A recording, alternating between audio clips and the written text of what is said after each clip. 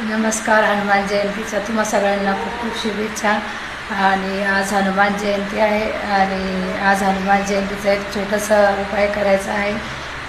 2 झेंडे आणायचे आणि एक झेंडा हनुमान मंदिरात लावायचा आहे आणि एक झेंडा आपल्या घरी येऊन आपल्या घरावरती लावायचा आहे. आणि हनुमान मंदिरामध्ये तुम्हाला जर शक्य झालं तर रामायण तुम्ही हनुमान मंदिरात दान करू शकता कुणालाही, आणि गुरुजीलाही देऊ शकता किंवा हनुमानाच्या चरणाशी ठेवू शकता.